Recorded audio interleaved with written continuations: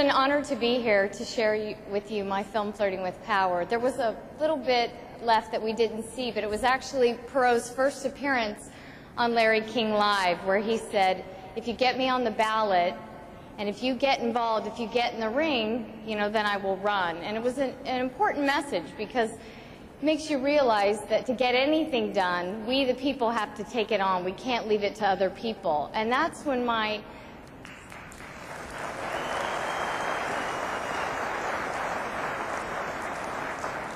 And that's what started my initial interest in documenting this story. Was I watched as a group of friends quit their day jobs and found themselves in high-level positions within Perot's staff, and it's their journey through American democracy. Clearly, at the beginning, I had no idea how this tale would unfold. Who knew that it would birth a major third party?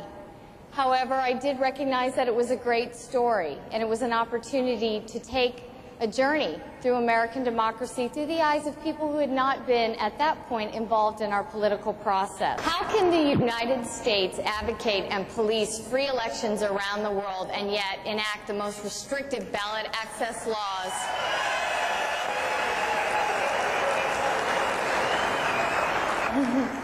It seems to me also it's a colossal irony that our government can sue Microsoft for being a monopoly and then yet legislate against its own political competition.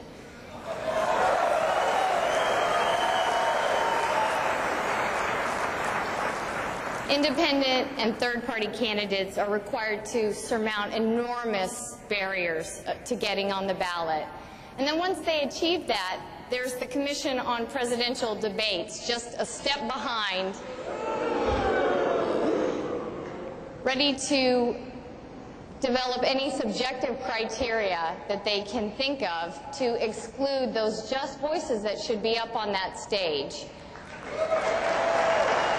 I would hate to think that we've become a nation that's afraid of new ideas. Most people have no idea of the historical value of third parties in this country or what role they've played. Most of the major reforms that we've enjoyed in this country, from women's right to vote to child labor laws to the abolition of slavery, came from third-party voices. The only way to change the status quo is to have some outside person encourage new ideas, innovative solutions, and now we're squelching those ideas. So I think we really have to take a look at that, and of course, Americans have got to get educated because it benefits all of us. I don't have to be a member of the Reform Party to stand up here and say that I advocate for your right to participate, that I want to hear your ideas, and that I can make my own decisions at the ballot. One of the comments that struck me that I very much support is the Constitution does guarantee a free press. It doesn't say anything about a fair press. However, that means the burden is now on us to really evaluate what is being presented and what is being presented to us as news. And is it in fact some fact that can be substantiated? But now what you find is it's so much commentary and opinion that's presented to the American public as fact, and we don't look at it critically enough.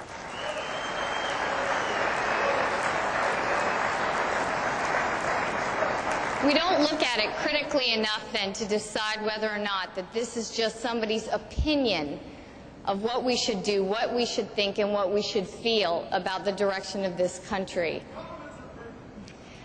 Very much in '92 and again in '96, the major two parties, and of course this was reported by the media, that a vote for a third party was a wasted vote.